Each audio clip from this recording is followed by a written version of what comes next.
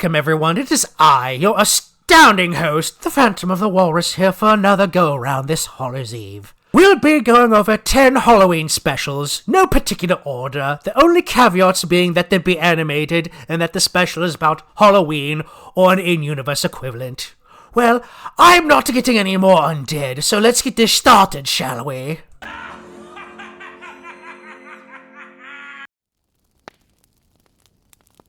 Let's start with a classic, the Garfield Halloween adventure. After some classic Garfield antics, he and Eddy end up trick-or-treating as pirates, only to end up on an island in the middle of a swamp, where an old geezer recants a tale of how pirates buried their treasure on that island, and come back every year on the anniversary of when they were put at the gallows, which is that night, and steals the boat, stranding them. Then the ghost pirates show up.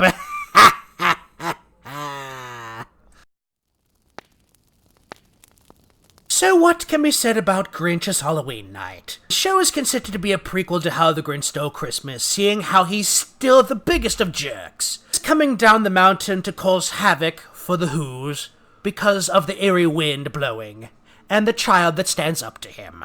As for my opinion on the special, it's, well, over-narrated, but it has its charm.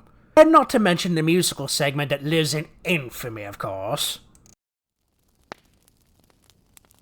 Another list on the Walrus Clown's channel, another Friendship Equine entry. In Scaremaster. After many years of pantophobia, Flutters tries to overcome her fear to enjoy the holiday with her friends for once, only to be whomped in the head by the fail whale.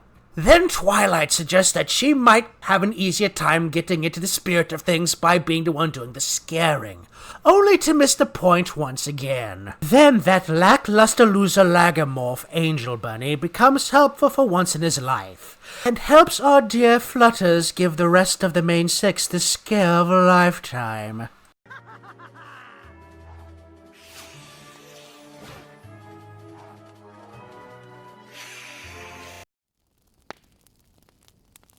After a long detention, Eddy and Double D make their way to Ed's basement, and Eddy reveals that he has his older brother's map to Spooky Town, a place where they give out buku amounts of candy.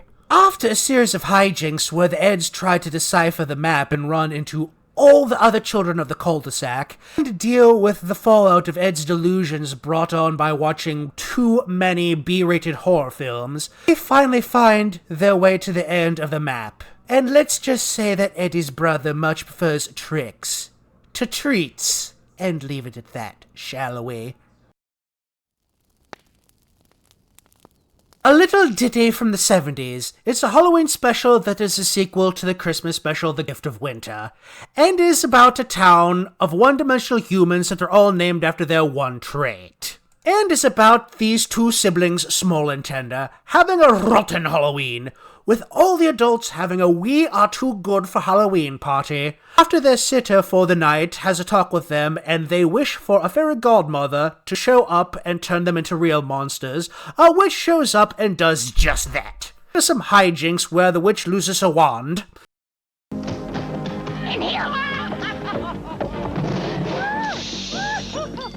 They get turned back to normal, and the town learns to accept the witch and really appreciate the holiday.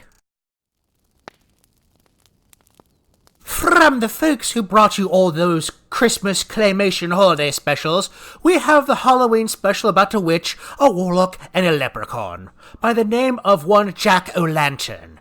Anywho, we start with an old farm with some kids on a visit for their grandfather. As he recants the tale of when he, as a child, carved a pumpkin to use as a head for a scarecrow, only for the pumpkin to be a sleeping leprechaun named Jack-o'-lantern. It's magic. Don't question it. Anywho, he reveals that a witch and her henpecked warlock husband are trying to chase off everyone to steal their land and is what's causing all the crops to fail. Then at midnight, Jack uses the magic from his pot of gold to combat the demonic duo and winning the day before the sun rises.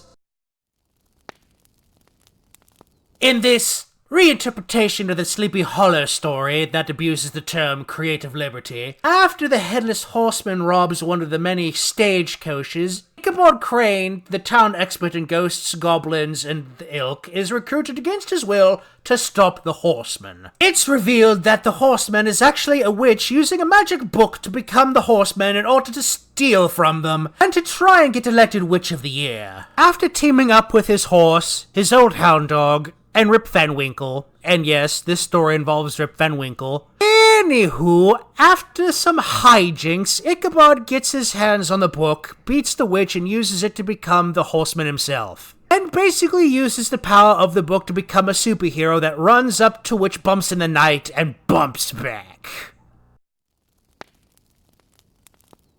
In this little ditty that we ran on Cartoon Network during the early 2000s, a little girl named Hannah is scared of the bumps in the night and dresses up as a fairy for Halloween. Her older cousin and his friends are forced against their will to take her trick-or-treating with them. After a prank gone awry, she ends up meeting her scary godmother and spirited away to the nether realm with Scary G and her monster friends, who are throwing a party.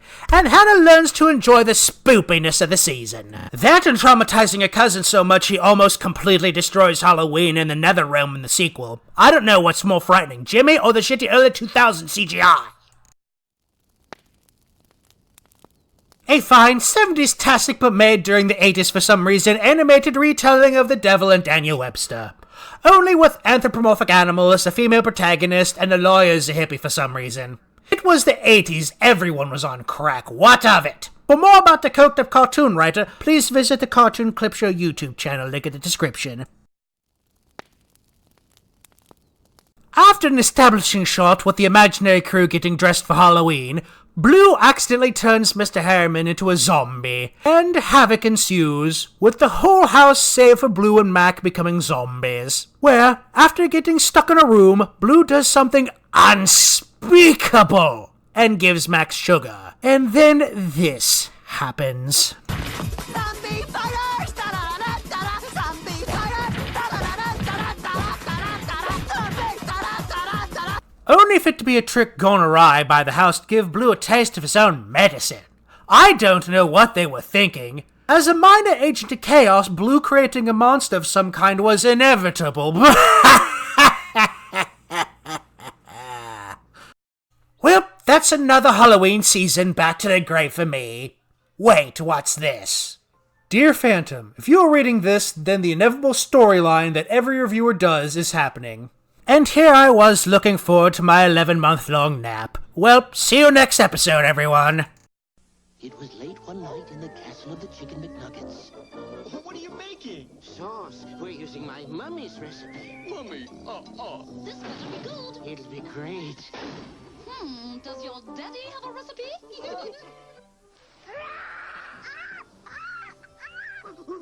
When you buy McDonald's Zoo Face Happy Meal, you can disguise yourself with a wild animal nose and face paint. See you later, alligator. Flies, crocodile. McDonald's Zoo Face Happy Meal, you can collect all 4. I just love Halloween. Mono, what's my costume? We already have a daddy, so how about a mummy? Where's your costume, Ronald? What am I going to be for Halloween? Yo, Ronnie, how about a clown? What's frightfully fun at McDonald's? 4 McDonaldland friends with clip-on costumes and 4 McDonaldland tapes. I like to scare myself. 8 to collect, one with each Happy Meal you buy. Happy Halloween. Making a Happy Meal with Ronald and Friends. Burger up! Ta-da! Bravo, hot fries coming through. Ronald, the Happy Meal isn't happy yet. Goochie, goochie, goo. It just needed a good tickle. And the Headless Horseman raised his pumpkin hat. Now at McDonald's, Halloween Happy Meal pails to hold your Halloween goodies, each with a cookie cutter lid, one with each Happy Meal you buy. And now a ghost story. It's time for the chorus. We hope you like our show. We know you're rooting for us. Click subscribe and watch another video. Holding my voice for 20 seconds is hard. Like, comment, subscribe, etc. Bye.